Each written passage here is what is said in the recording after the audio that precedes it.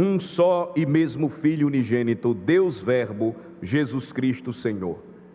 É a este que mais uma vez iremos anunciar, o seu santo evangelho que mais uma vez iremos proclamar. Para isso, entremos na presença de Deus através da oração, novamente, e roguemos ao Senhor que nos abençoe e que visite a sua igreja. Senhor, nesta hora, suplicamos a tua graça, a fim de que possamos receber a tua palavra. É o Senhor mesmo, ó Pai Santo, que nos consagra por tua palavra, no poder do teu Espírito, e edifica, consola, exorta, anima ao teu povo, o povo da tua aliança.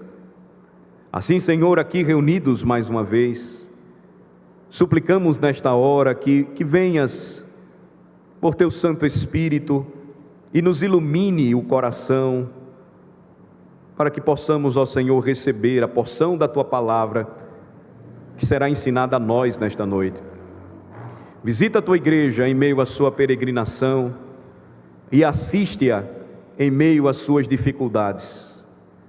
Visita, Senhor Deus, as famílias do teu povo aqui reunidas.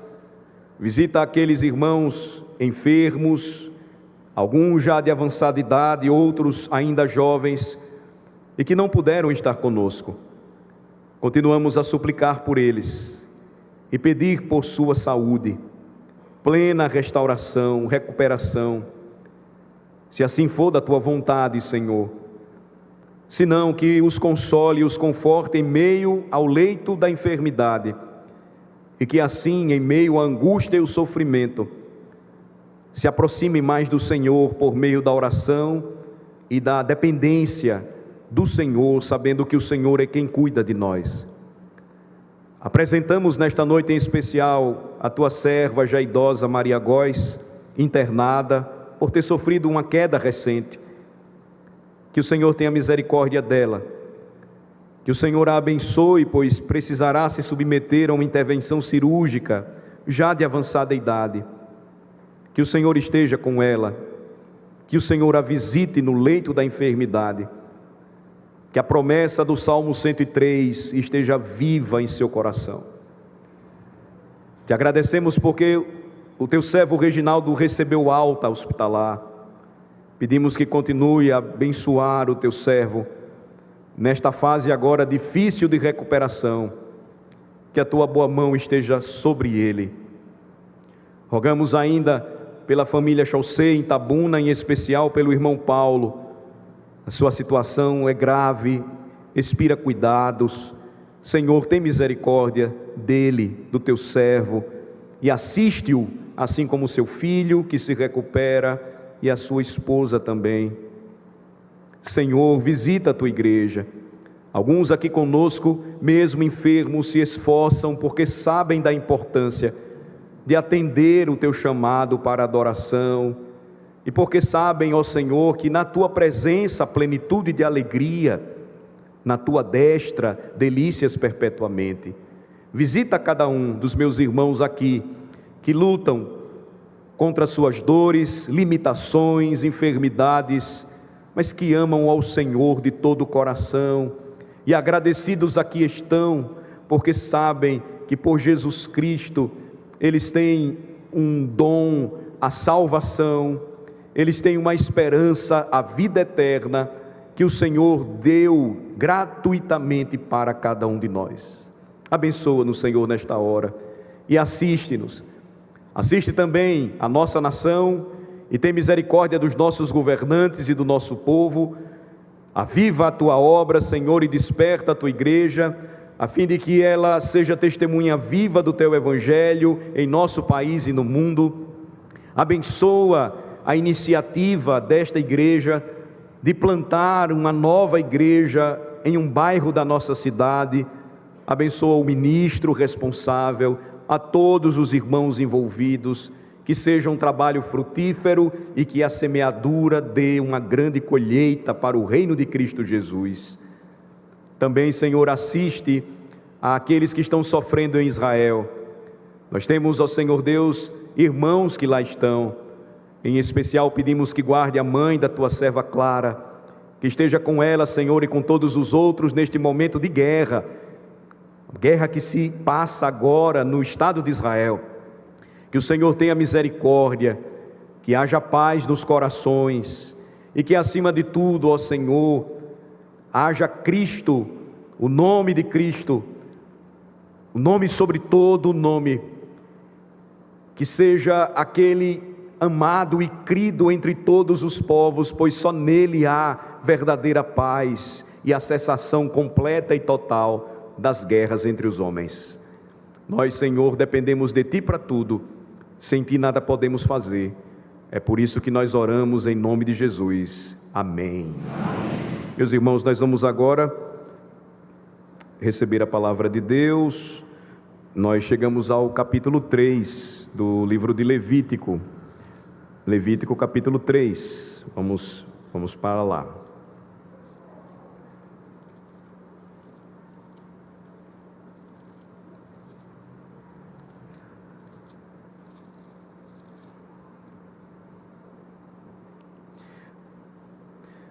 Os primeiros capítulos descrevem para nós a perspectiva do adorador levando a sua oferta até o tabernáculo, até a casa de Deus, para prestar culto a Deus. Nós temos visto isso. Nós também temos aprendido que, diferentemente daqueles sacrifícios que eram coletivos, nacionais, o sacrifício ou os sacrifícios apresentados aqui nos primeiros 6 capítulos do livro de Levítico, eles descrevem uma ação voluntária e pessoal do adorador. O que isso quer dizer? Que sempre na adoração estaria envolvido o coração do adorador. Era necessário que a adoração fosse espiritual, ou seja, não somente segundo a palavra, mas de acordo com um coração que amasse o Senhor, que estivesse entregue ao Senhor, totalmente entregue ao Senhor. Capítulo 3, então, continua a nos apresentar essa ideia, vai nos dar essa direção.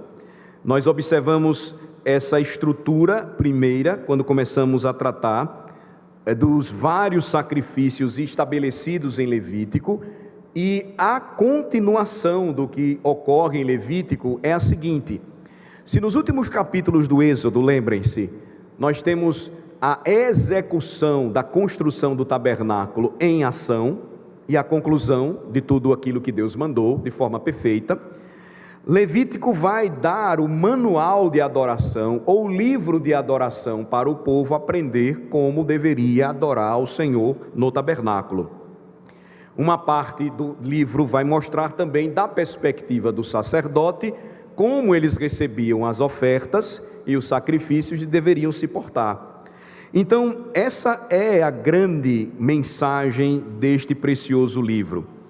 Depois você tem a segunda metade, que descreve a consagração do povo em sua comunhão com Deus vivo. Então, cada uma dessas 5 ofertas que nós estamos vendo, nós hoje chegamos à terceira, elas revelam de forma detalhada o cuidado de Deus em estipular o que deveria ser feito. Outra ideia também, outra verdade, ensinamento que nós aprendemos estudando Levítico: Deus se importa sim muito com a maneira como nós o adoramos. Isso não ficou livre para nós, para a gente fazer do jeito que pensássemos ou quiséssemos. E na semana então passada, no domingo passado, quando olhamos Levítico 2, o que foi que nós vimos de forma mais próxima? Que há lugar também para uma oferta de presentes, era uma oferta de consagração. A ideia era que, quer fosse cozida ou não, os ingredientes que envolviam essa oferta de manjares ou cereais, chamada também de oferta de presentes, simbolizavam a provisão e a generosidade duradoura de Deus para com o seu povo, de modo que os elementos não poderiam conter fermento, porque apontavam para um tipo de corrupção naquilo que era ofertado ao Senhor. A ideia era de algo que permanecesse, que durasse, que não terminasse. E assim a grande lição desta última oferta que vimos no capítulo 2 foi que há lugar na adoração para a consagração ao Senhor, a dedicação ao Senhor. Há lugar na adoração para um santo reconhecimento de que Deus é aquele que fornece para nós generosidade. Na verdade, Deus é a fonte de toda generosidade. Há lugar na adoração para um reconhecimento de que, quando oferecemos essa generosidade ao Senhor da nossa parte, nós estamos nos dedicando a Ele em seu serviço. Por isso que o que acontece aqui, irmãos, neste ambiente de adoração, nós chamamos de serviço de culto, como os antigos chamavam, porque essa é a linguagem bíblica a respeito da adoração. E a partir deste princípio de serviço, que vem da dedicação que damos ao Senhor, nós vamos aprender a servi-lo em outras áreas da nossa vida. Por exemplo, nós tratávamos ontem com a juventude sobre como devemos aproveitar o período em que somos solteiros, não vendo como um peso, como uma maldição, como algo inerentemente ruim, mas retirar do próprio sofrimento, que por vezes sentimos quando achamos que não vamos nos casar nunca, ou que está demorando para aparecer o cônjuge tão esperado. Eu devo enxergar esse momento, segundo a perspectiva da palavra de Deus, como uma oportunidade muito grande para servir ao Senhor, como o apóstolo Paulo ensina aos coríntios, mostrando que na posição dele de solteiro, ele estava fazendo grandes coisas para o reino de Cristo como missionário, que sendo casado jamais ele conseguiria fazer. Então, tudo começa com a nossa adoração, o significado e o entendimento da nossa dedicação e serviço ao Senhor, que é muito generoso para conosco, e a nossa resposta generosa é de consagração e serviço. Foi o que nós vimos quando aplicamos com Romanos capítulo 12, a ideia de que nós deveríamos nos apresentar ao Senhor como um sacrifício vivo, santo e agradável a Deus, que é o nosso culto inteligível, que é o nosso culto racional. O que é que nós vamos ver hoje? Capítulo 3. O capítulo 3 do livro de Levítico pode ser dividido em 3 partes muito específicas.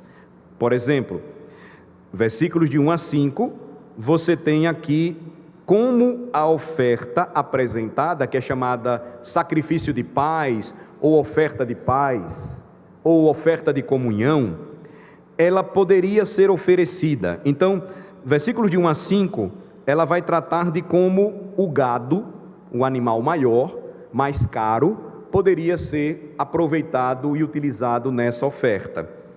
Nos versículos 6 a 11, a oferta de paz então vai ser apresentada caso o adorador não tivesse um boi ou um touro, mas pudesse trazer o rebanho miúdo, as ovelhas. Então também há uma orientação de como esse sacrifício poderia ser feito. E por fim, nos versículos 6 a 11, você tem, os versículos 12 a 16, melhor falando, você tem então a última forma de apresentar essa oferta, caso o adorador não tivesse um boi, nem uma ovelha, ele poderia trazer um caprino, uma cabra ou um bode. Então, esta passagem, ela é interessante porque ela ocorre 3 vezes, ou ela se repete por 3 vezes, falando do mesmo sacrifício oferta. E por que essa repetição ela acontece? Porque a leitura que nós vamos fazer ocorre desse modo, porque o Senhor queria que o seu povo soubesse exatamente o que deveria aprender ou conhecer com respeito a este sacrifício ou oferta de comunhão. E aí ele vai repetir 3 vezes, e lembrem-se, a repetição é um método de ensino muito importante. Por isso que o que nós fazemos sempre envolve repetição, envolve algo que todos os dias fazemos, uma formalidade, um ritual diário, porque essas coisas elas têm por objetivo nos ensinar algo no final. Então guardem isso. A oferta de paz ela vai ser repetida 3 vezes, com 3 elementos distintos para essa oferta: boi ou touro, ovelha ou cabra, mas para reforçar o seu sentido maior, deveria ser uma oferta de aroma agradável ao Senhor. Então vamos ouvir a palavra de Deus em Levítico de número 3. Levítico capítulo 3. Se a oferta de alguém for sacrifício pacífico, se a fizer de gado, seja macho ou fêmea, oferecê-la-á sem defeito diante do Senhor. E porá a mão sobre a cabeça da sua oferta, e a imolará diante da porta da tenda da congregação. E os filhos de Arão, os sacerdotes, aspergirão o sangue sobre o altar ao redor. Do sacrifício pacífico fará oferta queimada ao Senhor, a gordura que cobre as entranhas e toda a gordura que está sobre as entranhas, como também os 2 rins, a gordura que está sobre eles, e junto aos lombos, e o redenho sobre o fígado, com os rins tirá-los-á. E os filhos de Arão queimarão tudo isso sobre o altar, em cima do holocausto, que estará sobre a lenha no fogo, é oferta queimada, de aroma agradável ao Senhor. Se a sua oferta for sacrifício pacífico ao Senhor, se a sua oferta por sacrifício pacífico ao Senhor for de gado miúdo, ovelhas, seja macho ou fêmea, sem defeito a oferecerá. Se trouxer um cordeiro por sua oferta, oferecê-lo-á perante o Senhor. E porá a mão sobre a cabeça da sua oferta, e a imolará diante da tenda da congregação. E os filhos de Arão aspergirão o sangue sobre o altar em redor. Então, do sacrifício pacífico, trará ao Senhor por oferta queimada a sua gordura, a cauda toda, a qual tirará rente ao espinhaço, e a gordura que cobre as entranhas, e toda a gordura que está sobre as entranhas, como também os 2 rins, a gordura que está sobre eles e junto aos lombos, e o redenho sobre o fígado com os rins, tirá-los-á. E o sacerdote queimará tudo isso sobre o altar, é manjar da oferta queimada ao Senhor. Esta é a segunda repetição. A terceira e última. Mas se a sua oferta for uma cabra, perante o Senhor a trará, e porá a mão sobre a sua cabeça, e imolará diante da tenda da congregação. E os filhos de Arão aspergirão o sangue sobre o altar em redor. Depois trará dela a sua oferta por oferta queimada ao Senhor, a gordura que cobre as entranhas e toda a gordura que está sobre as entranhas, como também os 2 rins, a gordura que está sobre eles e junto aos lombos, e o redenho sobre o fígado com os rins, tirá-los-á. E o sacerdote queimará tudo isso sobre o altar, é manjar da oferta queimada de aroma agradável, toda a gordura será do Senhor. Estatuto perpétuo será durante as vossas gerações, e em todas as vossas moradas, gordura nenhuma, nem sangue jamais comereis. Vocês notam que 3 vezes se repete a mesma dinâmica do sacrifício, alterando apenas o animal, do mais caro ao mais acessível. Nós já vimos algumas lições espirituais no livro de Levítico, nos 2 primeiros sermões. Vimos detalhes em Levítico 1, por exemplo, não muito diferentes dos detalhes que acabamos de ler agora, hoje à noite, sobre quais partes devem ser oferecidas, como isso deveria ser feito, nos mínimos detalhes. Lembrando que o Senhor, mais uma vez, demonstraria preocupação, zelo com a maneira como o seu povo deveria adorá-lo. Deus se preocupa ainda hoje, irmãos, com a forma, com a maneira como nós prestamos culto a Ele. Então, eu não posso adorar a Deus de qualquer maneira. Essa é a grande lição que se repete E se ela se repete em Levítico, é porque Deus quer que nós prestemos bem atenção. Deus se importa com a maneira como fazemos isso, e Ele deixa claro desde o primeiro capítulo. Também, nós temos uma mesma verdade aqui sendo repetida. Qual? Qual seja?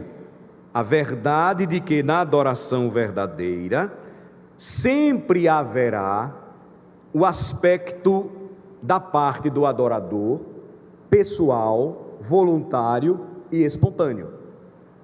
Então, ninguém é trazido à força para a casa de Deus. Nunca foi assim na antiga aliança e não será hoje. Deus sempre ensinou o seu povo que a atitude do coração, o desejo de vir adorar o Senhor, o coração devoto, voluntário e pessoal para prestar culto, deveria ser algo que acompanharia todo aquele que se dirigisse à casa de Deus para apresentar ao Senhor verdadeira adoração. A verdadeira adoração é algo que desejamos fazer. A verdadeira adoração é algo que estamos dispostos a fazer. A verdadeira adoração é algo que ansiamos fazer. A verdadeira adoração é algo que nos deleitamos em fazer.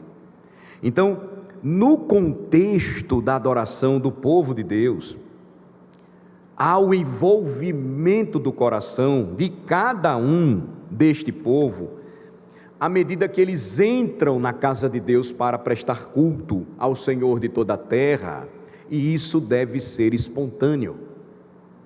De modo que, irmãos, a compreensão clara do que nós fazemos aqui faz toda a diferença. Isso já começa a ser ensinado em Levítico. O cuidado como nós vamos apresentar a oferta, os passos determinados por Deus para a apresentação da oferta, o coração desejoso de apresentar a Deus a oferta. Talvez você nunca tenha pensado nisso, mas se nós não valorizamos o que fazemos aqui e apenas escolhemos o que é mais importante para nós, qual é o resultado disso? Nós vamos começar a chegar no culto, na casa do Senhor, atrasados. Veja se não é verdade. Se eu não compreendo o poder do chamado adoração, e é o resumo do sermão que eu já preguei, está no boletim dessa semana, leiam, viu? É o sermão que eu já preguei meses atrás. Se eu não compreendo quem me chama para adorar, eu então atraso. Se eu separo aquilo que eu acho ser mais importante no culto ao Senhor, isso vai fazer então com que eu também me atrase. Bom, para que confissão de pecados todo domingo, manhã e noite? Eu vou chegar depois da confissão de pecados. Se eu elenco um elemento de culto mais importante que os demais, o que é que vai acontecer? Eu vou chegar no momento do louvor, nas igrejas que tem um momento do louvor, as pessoas esquecem as outras partes, e às vezes elas já chegam entrando e dançando. Tem igreja que está fazendo isso, sabia? O culto começa, aí lá na frente diz assim: olha, se você entrar dançando, ganha um chocolate. Aí o cara entra dançando e ganha o doce. É o que é mais importante para ele. E para os reformados, o que é mais importante? Não é a pregação? Eu posso chegar antes da pregação, eu não posso faltar a pregação. Mas as outras coisas, se eu atrasar, Deus vai levar em conta. Ele não vai dar tanta importância assim. Isso é uma inversão de valores. Por quê? A liturgia, que é a ordem do culto, é a liturgia da palavra. É a palavra que conduz tudo que nós fazemos. E até mesmo a autoridade secundária. O que seria a autoridade secundária? A palavra do pastor. O pastor fala aquilo que ele pensa, que ele está falando, de acordo com a interpretação da palavra de Deus, segundo o que ele estudou, se ele for confessional, segundo o que ele entendeu que os símbolos de fé dizem, mas é uma autoridade secundária. Você vai avaliá-la à luz da palavra e dos símbolos de fé, porque é a palavra do pastor. Mas até mesmo a palavra do pastor, até mesmo a declaração de fé, que é uma autoridade secundária quando nós usamos credos e confissões, faz parte da liturgia da palavra. Se ela não se coaduna à liturgia da palavra, o crente devoto vai dizer logo: epa, o que está sendo dito aí não está na Bíblia não. Que história é essa? Que Jesus não veio em carne, que Jesus não morreu por nossos pecados, que Jesus não vai voltar segunda vez. Isso não está na Bíblia. Se alguém traz uma autoridade secundária, ela tem que ser rejeitada, porque ela não se baseia na palavra. Então, esse cuidado de Deus, irmãos, sempre esteve presente. Ele sempre envolveu o sistema de sacrifícios, porque o adorador sempre teria o privilégio de trazer o sacrifício quando espontaneamente desejasse, ainda que existissem os sacrifícios anuais e festivais. Então o adorador, ele vinha e ele apresentava um sacrifício, e este sacrifício não seria aquele repetido anualmente, mas era aquele que era fruto do seu coração ao se dirigir à casa de Deus, para prestar culto ao Senhor, a fim de contar as suas bênçãos, a fim de exaltar o Senhor que tinha cuidado dele, da sua família, do seu povo. Então veja que essa voluntariedade, espontaneidade não é somente um aspecto da nova aliança, como nós temos afirmado, mas ele já está presente no Antigo Testamento. Isso é adoração bíblica. O coração do crente deve estar engajado na adoração, caso contrário não será adoração verdadeira. O coração do cristão precisa estar envolvido na adoração, caso contrário não será adoração real. O coração do cristão deve estar disposto e desejar encontrar-se com Deus e adorá-lo, caso contrário não será adoração verdadeira. Levítico então nos ensina que este princípio se somaria a outro vital para todo o sistema sacrificial, apontaria para uma verdade tremendamente importante. A adoração verdadeira se dá quando aqueles que adoram em espírito e em verdade, e fazem isso em obediência aos comandos de Deus segundo a palavra, apresentam um sacrifício. Não há maneira de o pecador se aproximar de Deus, senão por meio de um sacrifício real e definitivo. Como isso apontaria para o sacrifício de Cristo? Ninguém tem acesso à presença de Deus, senão pelo sacrifício perfeito de Jesus Cristo. Ninguém tem a sua adoração aceita diante de Deus, senão por meio do perfeito sacrifício de Jesus Cristo. E nós aprendemos tudo isso, irmãos, até agora. Mas hoje, Levítico 3 nos mostra que a oferta de paz ou comunhão nos ensina mais alguma coisa, nos ensina algo mais. Nela nós podemos citar aqui pelo menos 4 ou 5 verdades que precisam ser ditas quando nós passamos por este capítulo 3 do livro de Levítico. Vamos tentar então agora considerá-las. Primeira verdade: a oferta de paz ou de comunhão ensina que a comunhão com Deus é experimentada apenas pelo derramamento do sangue de um sacrifício perfeito e substitutivo. Vou repetir. Primeira lição que podemos extrair de Levítico 3: a comunhão com Deus é experimentada apenas pelo derramamento do sangue de um sacrifício perfeito e que substitui o pecador. É a primeira verdade que eu gostaria que você considerasse hoje comigo. Deus deixa claro isso para nós em Levítico 3, irmãos, que a nossa comunhão com Ele é experimentada apenas pelo derramamento do sangue de um sacrifício substitutivo e perfeito. Naqueles dias, perfeito porque atendia às exigências de Deus. Poderia ser um boi ou uma vaca, poderia ser uma ovelha ou um carneiro, poderia ser uma cabra ou um cabrito. Veja que o sacrifício de sangue, ele ocorre novamente. É o que lemos nos versículos 1 e 2. Olhe novamente para Levítico 3, por favor. Se a oferta de alguém for sacrifício pacífico, se a fizer de gado, seja macho ou fêmea, oferecê-la-á sem defeito diante do Senhor. Então, precisava ser perfeito, nesse sentido. E porá a mão sobre a cabeça da sua oferta, substitutivo, o que simbolizava a imposição de mãos, uma transferência de culpa do pecador que se aproximava para adorar a Deus e que apresentava um substituto para morrer em seu lugar.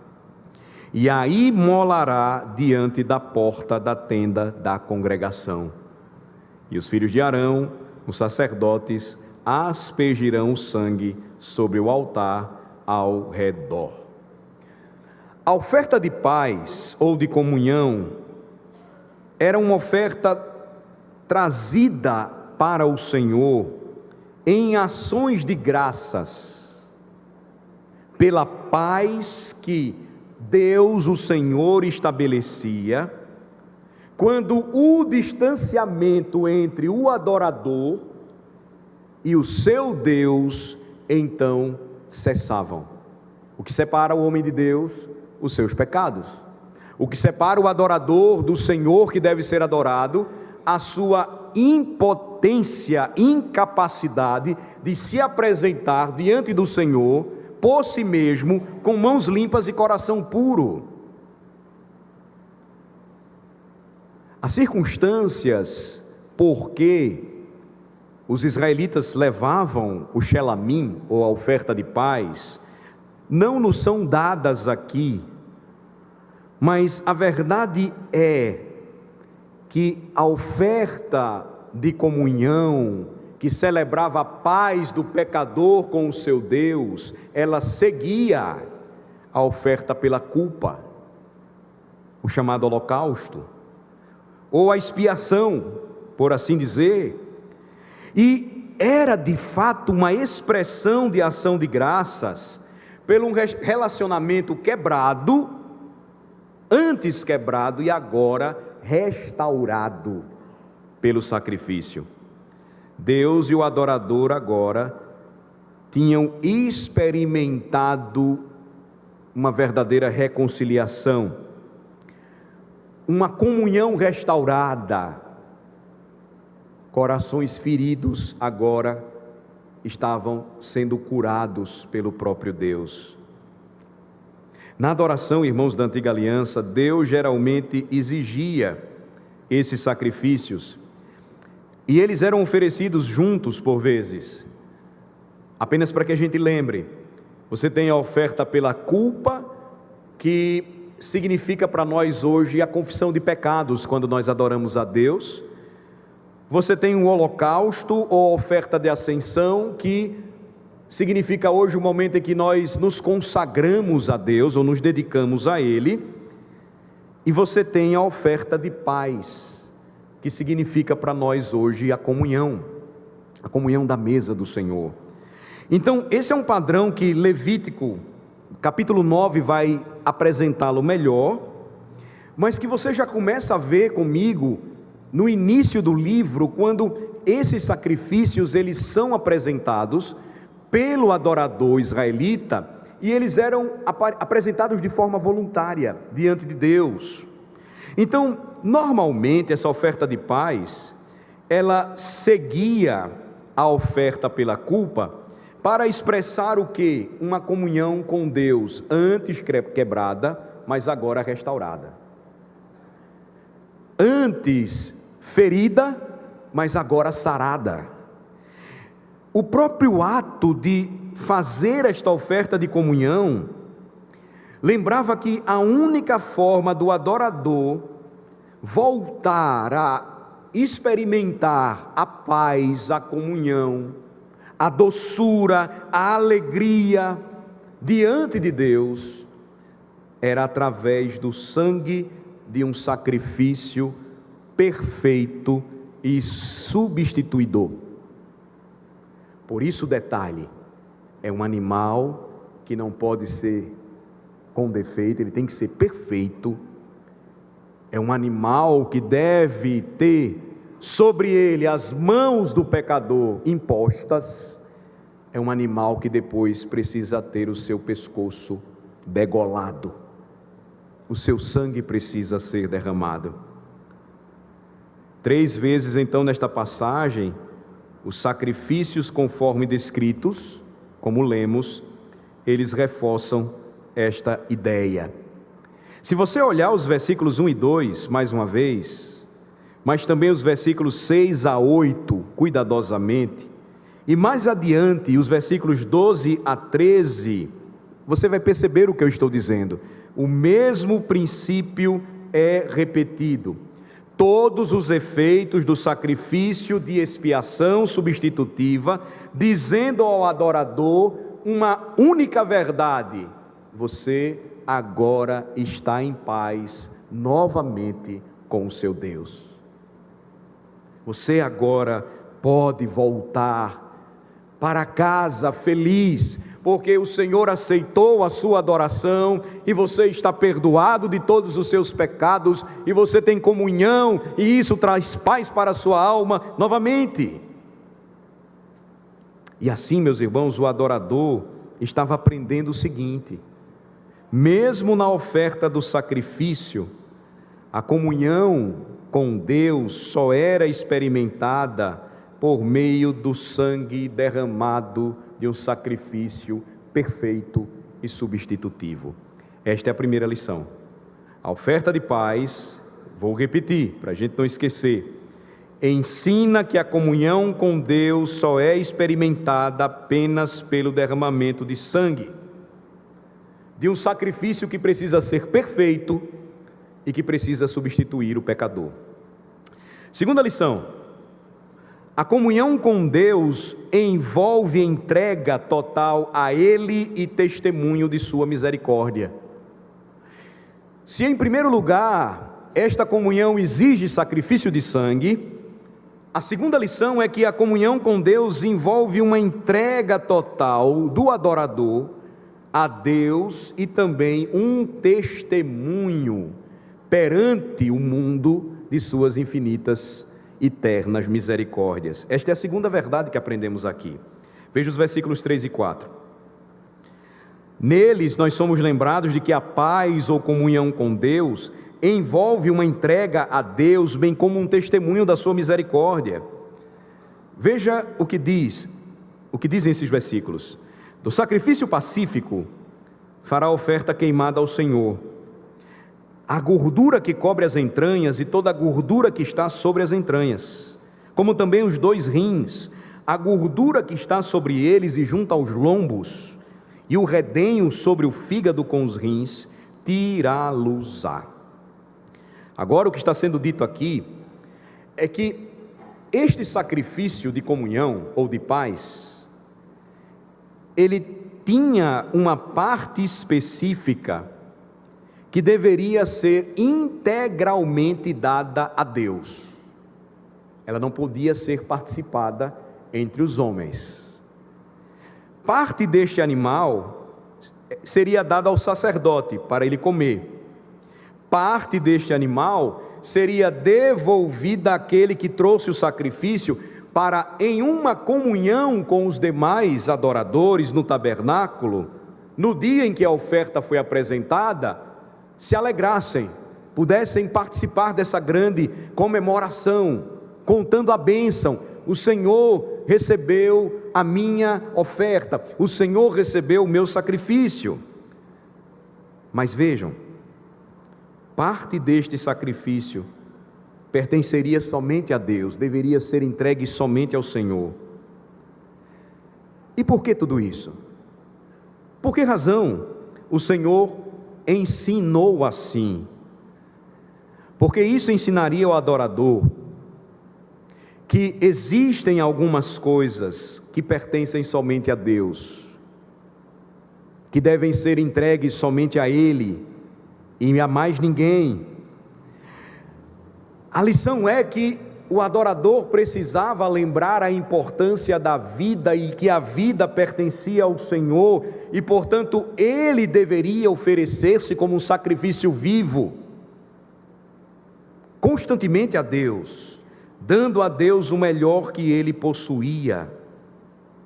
Agora prestem bem atenção, olhem novamente para os versículos 3 e 4 e vocês vão perceber que as partes que deveriam ser dadas a Deus eram as partes internas do animal. Para os catecúmenos, hoje eu dei um spoiler sobre a mensagem da noite e por que deveria ser assim. Se eu perguntasse a eles aqui, eles iriam responder para vocês. Por que Deus não pediu o filé mignon do boi? Por que o Senhor não pediu a fraldinha do boi, o cupim do boi, mas as partes internas dele? Porque isso exigia o sacrifício. Tirar essas partes de dentro do animal exigiria a morte dele. Não era possível chegar a nenhuma dessas partes do animal sem que ele morresse. Era preciso ser arrancado dele. Isso tiraria sua própria vida. Mas uma vez que o animal era sacrificado, essas partes então eram reservadas para o Senhor. E aí nós vamos entender por que o Senhor naquele tempo disse que o sangue não poderia ser comido. Aí você vai compreender. Veja o versículo 17. A declaração do versículo 17. Estatuto perpétuo será durante as vossas gerações, em todas as vossas moradas, gordura nenhuma, nem sangue jamais comereis. Aí o crente não estuda a Bíblia e diz, não pode comer o sangue não, porque Deus proíbe comer o sangue, e começa aquela confusão, ignorância teológica até não se acabar mais. Isso estava relacionado à oferta. Ninguém sacrifica mais animais hoje para o Senhor. Você quer comer peixe cru, problema seu, não gosta, mas você pode comer. Tem gente que gosta, eu não gosto. Mas não existe proibição quanto a isso. A questão do sangue aqui estava relacionada ao seguinte fato: essa oferta era aquela que Deus devolvia parte para a festa. Era um grande assado, um grande churrasco santo. Os sacerdotes comiam, o adorador comia com aqueles convidados ali no pátio do tabernáculo. Mas o que era dado ao Senhor, ninguém podia comer. Mas adiante da perspectiva do sacerdote é dito: se alguém comer isso, vai ser morto. Por que seria morto? Porque era de Deus. E o que é do Senhor é somente do Senhor. Era uma referência, portanto, irmãos, a esta oferta. Por quê? Porque esta oferta, não esqueçam, era uma refeição. Ela tinha esse significado. O sacrifício não era dado todo para Deus, ele retornava para ser comido na presença de Deus. Portanto, era uma refeição de comunhão. No capítulo 3, nós não vamos perceber isso com a riqueza de detalhes que só no capítulo 7 nós veremos. Mas depois vocês podem ler, só para conferir. É bem interessante. Mas o que acontece aqui já nos mostra que a parte do animal oferecida a Deus deveria ser queimada toda como uma ascensão, como um holocausto. E o restante era dado para o sacerdote para a manutenção do sacerdócio, e o resto fazia parte de uma grande comemoração, de uma grande festa, se você preferir usar o termo. Quem ordenava a festa? O próprio Deus. Quando deveria ser realizada? No dia em que o sacrifício era oferecido, com o resto de todo o povo reunido na tenda da congregação.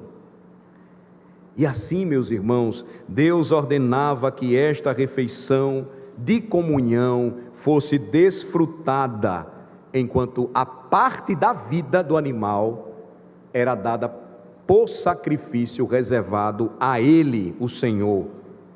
E assim o adorador aprendia que adorar a Deus significa entregar a Ele a nossa vida, repito, dando o melhor que temos. Você não podia pegar aquilo que pertencia ao Senhor. E esta oferta ainda envolve um testemunho de ação de graças a Deus. Enquanto a oferta estava sendo feita, e a refeição comunitária ela era compartilhada, o adorador frequentemente dava testemunho no meio do povo de Deus, de como Deus havia restaurado a comunhão com ele, apesar do seu pecado. Eu já presenciei, já disse isso mais de uma vez, o pastor fica muito tempo na igreja, fica repetindo as coisas, os mais velhos já sabem que eu já disse isso. Eu já participei, já presenciei almoços, festas, em vários momentos festivos do povo de Deus, quando nós contamos as bênçãos, e esse é um significado e reflexo daquilo que Deus nos ensina a experimentar quando nós o adoramos. Mas você já percebeu que normalmente aquilo que está mais ligado à nossa fé não se torna por vezes para nós motivo de festa? O dia do batizado do meu filho, da profissão de fé da minha filha, da ordenação do meu marido, a gente não olha muito para esse caráter comunitário de festividade por algo que é muito importante, de grande valor para Deus. Não que Deus não valorize o seu aniversário, o aniversário do seu filho, a festa de casamento dos seus filhos, o fato dele ter sido aprovado no vestibular e coisas tais. Mas aquilo que está mais próximo à nossa fé, normalmente a gente tem uma tendência a um tipo de espiritualização que diz assim: isso não pode envolver comida e bebida. O próprio Deus ordenando aqui que o seu povo festejasse a restauração de sua comunhão com Ele. Abra sua Bíblia no Salmo 107, vá comigo até lá. Você tem um exemplo do testemunho disso aí, do que acontecia quando esta comunhão era restaurada. Salmo 107 é um salmo interessantíssimo. Ele abre o quinto e último livro do Saltério, começa nele e vai até o 150. Depois leiam com calma, quando vocês chegarem em casa, antes de dormir, ou à mesa com seus filhos. Ele repete por várias vezes o que inicia o Salmo no versículo 1: rendei graças ao Senhor, porque Ele é bom, e a sua misericórdia dura para sempre. E aí vai narrando as bênçãos de Deus, de salvação, providência, restauração, perdão. E aí quando você chega no versículo 22, olhem só que interessante, o salmista diz, verso 22, ofereçam sacrifícios de ações de graças. Com o que acompanhava esses sacrifícios? O testemunho daqueles que estavam oferecendo. E proclamem com júbilo as suas obras. Ofereçam sacrifícios de ações de graças e proclamem com júbilo as suas obras. Ou seja, o convite do salmista para que o povo oferecesse sacrifícios de ação de graças e contasse suas obras a Deus era com cantos alegres, comemoração, festejos. Assim, o povo de Deus seria ensinado desde o princípio, irmãos, que deveria oferecer este sacrifício de paz, este sacrifício de ações de graças, este sacrifício de comunhão, contando suas obras com cânticos alegres. Você deve conhecer uma pessoa no Antigo Testamento que fez isso. Você lembra da história de Ana? Ana era uma mulher estéril. Ana não podia ter filhos. Ana ansiava por um filho e o Senhor então lhe deu um filho, Samuel. Do Senhor eu pedi, é o que significa o nome. Ana então o dedicou ao Senhor, foi a sua promessa, o seu voto, se o Senhor lhe desse um filho. E você sabe o que o Antigo Testamento nos diz que ela fez quando ela recebeu esse filho do Senhor? A Bíblia diz que quando Ana teve Samuel, ela entrou no templo com uma oferta de paz para o Senhor. Eu vou ler o trecho do que diz 1 Samuel capítulo 1. Havendo-o desmamado, levou-o consigo, com um novilho de 3 anos, um efa de farinha e um odre de vinho, e o apresentou à casa do Senhor, a Siló. Era um menino ainda muito criança. Imolaram o novilho e trouxeram o menino a Eli. 1 Samuel capítulo 1. Ana trouxe 3 animais de seu rebanho, ou um novilho de 3 anos, melhor falando, de seu rebanho. Ana ainda apresentou ao Senhor um efa de farinha como oferta e um odre de vinho. Provavelmente o seu esposo Elcana tinha muitas posses, porque Ana trouxe uma oferta de comunhão e também uma oferta de manjares, apresentando-os diante do Senhor, extravagante mesmo, fruto da gratidão da sua alma, pelo que o Senhor fez por ela. E aí o que ela fez depois de apresentar essa oferta? Ela deu testemunho de que o Senhor havia respondido às suas orações e demonstrado o seu favor, e que ela estava ali justamente com aquela oferta de comunhão para render graças ao nome do Senhor. E disse ela: ah, meu Senhor, tão certo como vives, eu sou aquela mulher que aqui esteve contigo orando ao Senhor. Por este menino orava eu, e o Senhor me concedeu a petição que eu lhe fizera, pelo que também o trago como devolvido ao Senhor por todos os dias que viver, pois do Senhor o pedi. Samuel. E eles adoraram ali o Senhor. As mesmas palavras seriam ditas mais à frente, se tornariam os fundamentos do testemunho de uma jovem moça virgem, bem-aventurada, escolhida para ser a mãe de Deus, quando ela agradeceu pelo Senhor ter chamado ela para ser a portadora do Senhor Jesus Cristo, que salvaria o mundo. Então disse Maria: a minha alma engrandece ao Senhor, e o meu espírito se alegrou em Deus meu Salvador, porque contemplou na humildade da sua serva, pois desde agora todas as gerações me considerarão bem-aventurada, porque o poderoso me fez grandes coisas. Santo é o seu nome. A sua misericórdia vai de geração em geração sobre os que o temem.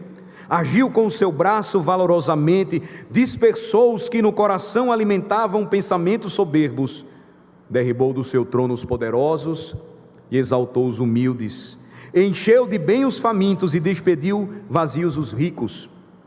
Amparou a Israel seu servo, a fim de lembrar-se da sua misericórdia a favor de Abraão e da sua descendência para sempre, como prometera aos nossos pais. Veja, tudo isso veio de uma oferta de paz, de um sacrifício de comunhão. Aqui nós temos o testemunho de Ana mostrando seu coração para o Senhor, derramando ação de graças na oferta de comunhão, na oferta de paz diante do seu Deus. E assim, irmãos, esta oferta de comunhão envolveria a entrega do adorador ao seu Deus e um testemunho da sua misericórdia. Terceira lição: Deus se deleita na comunhão do seu povo. É uma terceira verdade que nós precisamos aqui reforçar.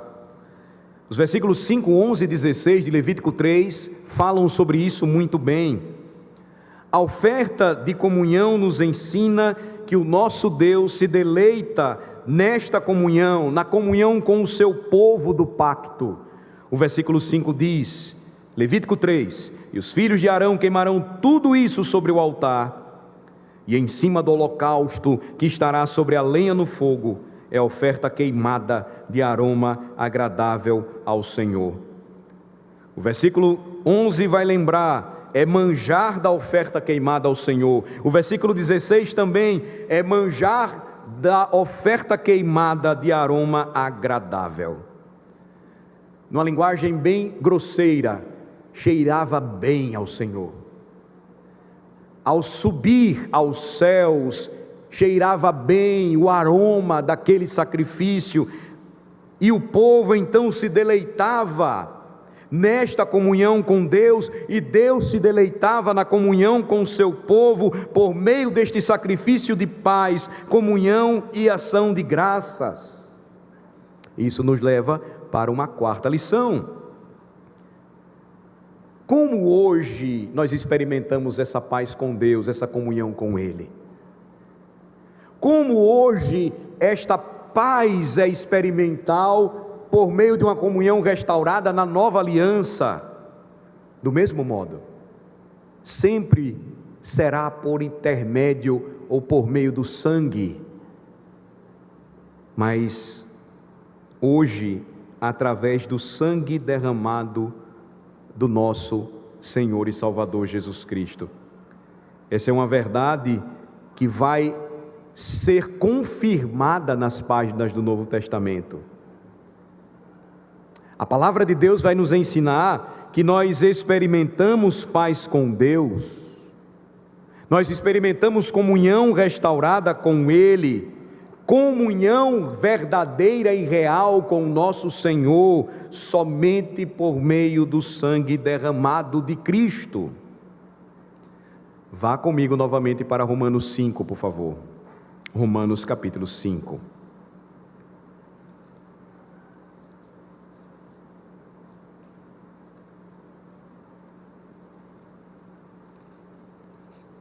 O apóstolo Paulo está falando aqui para a igreja a respeito da justificação pela fé, e observem, irmãos, o que ele diz nos versículos 1 e 2: justificados, pois, mediante a fé, temos paz com Deus, por meio de nosso Senhor Jesus Cristo,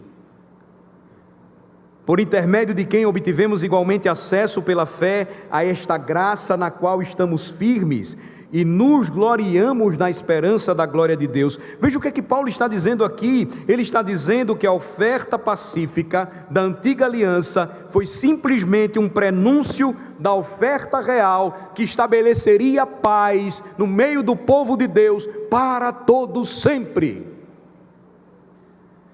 Por meio da obra expiatória de Jesus, as bases de uma paz duradoura seriam estabelecidas entre um Deus ofendido, santo, mas amoroso, e o seu povo pecador, porém contrito e buscando dele o perdão. O sacrifício expiatório de Jesus é a base da nossa paz. Por isso, irmãos, tendo sido justificados, temos paz com Deus por meio dele, por meio de seu sangue. O que o apóstolo está dizendo aqui é: olhem para Levítico 3 e agora entendam que Cristo é aquele que cumpre perfeitamente o sentido da oferta de paz. Somente por meio dele nós temos comunhão com Deus. Isso nos leva à quinta e última lição desta noite. Esta é a contrapartida do Novo Testamento, irmãos. O que seria esta contrapartida do Novo Testamento para Levítico 3? Para a oferta de comunhão de Levítico 3? A ceia do Senhor, a mesa do Senhor. Veja, Levítico 3 nos aponta claramente para outra verdade que nós vamos encontrar nas páginas do Novo Testamento. A contrapartida do Novo Testamento para a refeição da oferta de comunhão ou oferta pacífica só pode ser encontrada de forma perfeita e completa quanto ao seu cumprimento na ceia do Senhor. E como o sacrifício do Antigo Testamento, este alimento representa o verdadeiro sacrifício expiatório em forma profética. Quando o sacrifício era aceito e a vida que era tirada do animal ofertada ao Senhor, o que simbolicamente acontecia depois? O Senhor dizia: comam agora na minha presença, vocês têm paz comigo, a comunhão foi restaurada, vocês não estão mais condenados, eu não irei deixar vocês ou abandoná-los, eu recebo vocês em minha mesa, venham. Quando eles comiam simbolicamente, eles celebravam isso.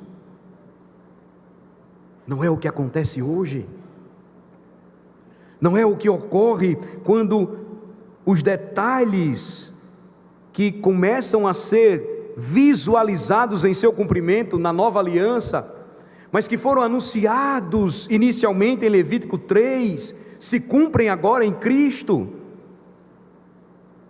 Se você observar depois, com cuidado, a leitura do capítulo 7 de Levítico, você vai perceber por que essa ênfase que eu estou dando na refeição. Leiam depois e vocês vão perceber. Levítico 7 vai mostrar claramente os passos desta oferta de comunhão como um momento à mesa. Era um momento de refeição mesmo, de comer na presença de Deus, simbolizando aquilo que eles estavam experimentando em suas almas. Ou seja, a oferta de paz essencialmente era uma refeição, mas não era uma refeição comum, era uma refeição em comunhão.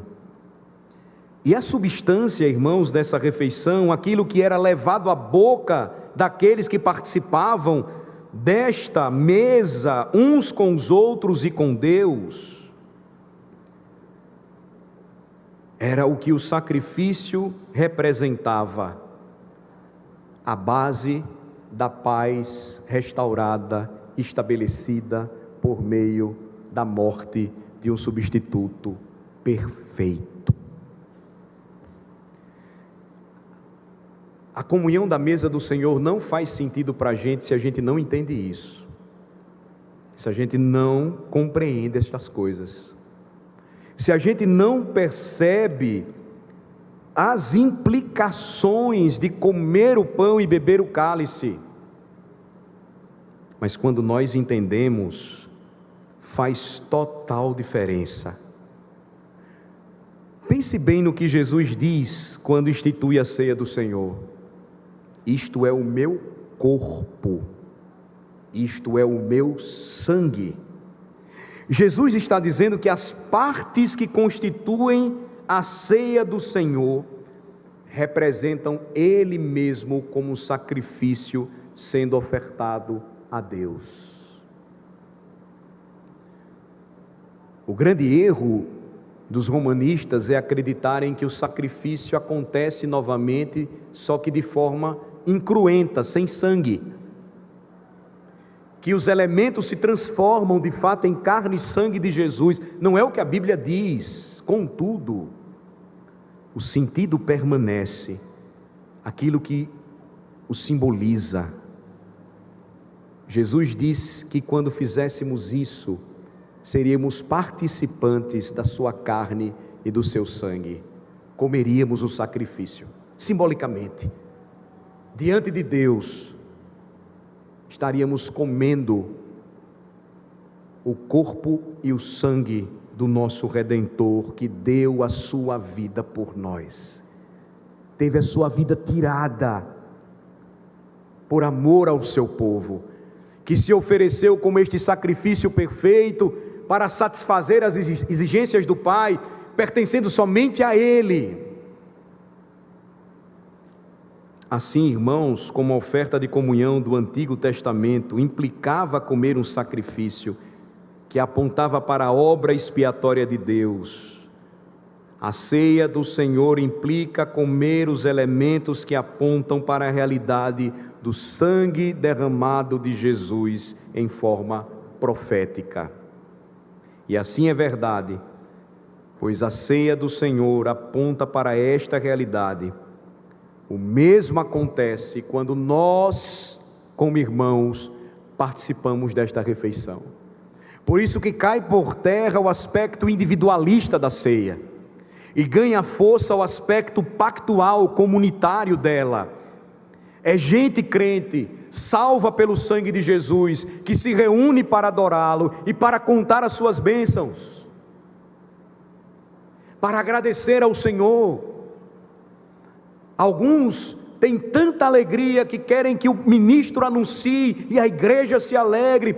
Outros estão ali, mas compartilham com outros, ou vêm com a sua família, ou por vezes sozinhos entram na casa de Deus, cheios de alegria por uma bênção recebida pelo Senhor. A principal delas é novamente ser recebido por Deus, porque Cristo é o seu perfeito sacrifício, e Ele morreu pelos seus pecados. Veja porque é tão bonito hoje, nesta noite de domingo, estudarmos Levítico 3 e após o sermão participarmos juntos da ceia do Senhor. Do mesmo modo que o adorador do Antigo Testamento experimentou da comunhão de paz e isto lhe oferecia esperança de uma comunhão restaurada com Deus, nós vamos mais uma vez experimentar isso juntos, e isso deve fazer sentido para nós. Qual é o sentido de confiar em Deus? Por que isso deveria ser feito repetidamente?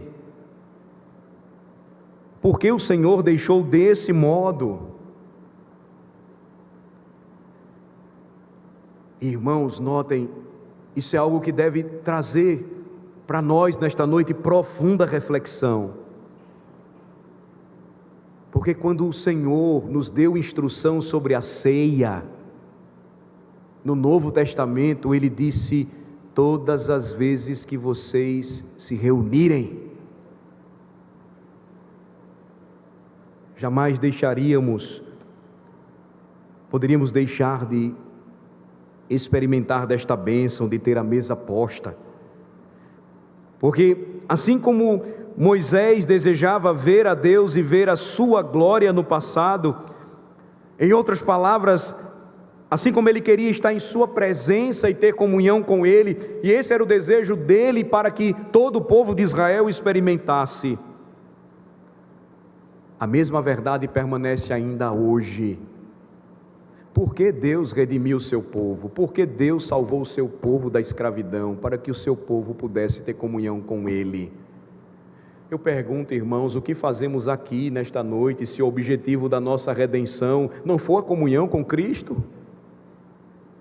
E a comunhão é melhor representada simbolicamente, instituída sacramentalmente por Ele, através da mesa que Ele nos deu.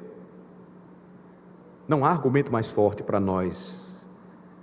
O que é apresentado na refeição de comunhão, o que é apresentado nesta oferta de comunhão, senão a obtenção de comunhão com Deus, onde Ele mesmo diz para os seus filhos: hoje à noite, sentem-se nesta mesa, na minha mesa e comam comigo. Entrem em uma comunhão restaurada comigo. Sabe o que é mais difícil? Quando nós entendemos esse significado, é deixar de tê-lo ou de experimentá-lo. É ter que anunciar para a congregação, à mesa, que alguém está impedido desta comunhão, que ela foi quebrada por sua desobediência e pecado, ele está longe de Cristo ou impedido de tal comunhão. Por essa razão, os anúncios das disciplinas eram feitos à mesa, como nós fizemos na última ceia. Pois isso revela uma realidade que nenhum de nós deveria desprezar. A nossa comunhão aqui hoje é sustentada e permanente pela graça de Jesus somente. Em Cristo nós podemos experimentar o que é ter uma consciência limpa. Em Cristo nós podemos experimentar o que é ser aceito por um Deus santo, justo e perfeito. E a minha palavra final nesta noite, irmãos, devemos experimentar e desfrutar desta vida compartilhada com Ele sempre. O desejo de todo verdadeiro adorador deve ser este: conhecer e desfrutar desta comunhão profunda e pactual com Deus. E a refeição de comunhão, como parte desta oferta de paz, em Levítico 3, prenunciou isto de uma forma belíssima. Hoje nós desfrutamos dessa mesma realidade prefigurada cada vez que nos aproximamos da mesa do Senhor. E um dia, assim como cantamos o Salmo 126 ou cantamos o hino Rude Cruz, desfrutaremos desta comunhão plena na grande festa das bodas do Cordeiro.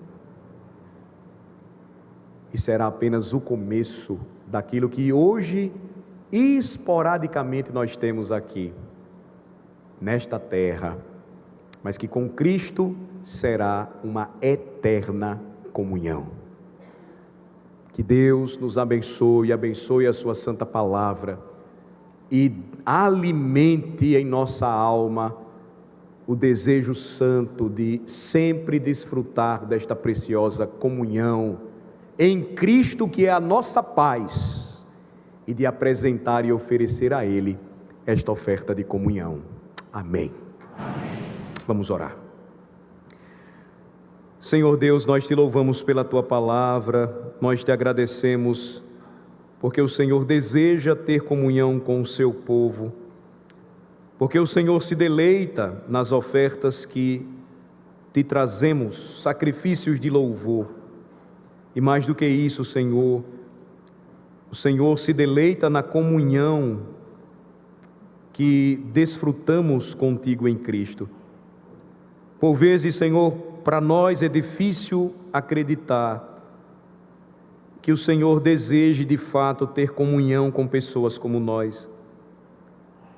Mas esta é uma das maiores e mais maravilhosas graças que nos concedes, quando o Senhor nos reúne e diz que deseja sim estar conosco, que deseja falar conosco, que deseja ter mais uma refeição conosco, que deseja estar perto de nós e tem prazer em falar conosco e ter comunhão conosco por meio da sua palavra. Senhor, nós te louvamos por esta verdade que encontramos nas palavras de Moisés em Levítico. E o que nós te pedimos, ó Senhor, é que receba a nossa gratidão, o nosso louvor, e que faças crescer em nosso coração a gratidão e o desejo de sempre vir até o Senhor e nos apresentar diante do Senhor em adoração, como povo de Deus que deseja comungar contigo. Mesmo contemplamos a verdade da Tua palavra, que o nosso desejo, Senhor, seja este, de que esta comunhão, à medida em que ouvimos a Tua palavra, seja maior, mais deleitosa, prazerosa e traga conforto e consolo para as nossas almas. Nós oramos assim, Senhor, e pedimos estas coisas em nome de Jesus, o pão da vida que desceu dos céus. Amém. Amém.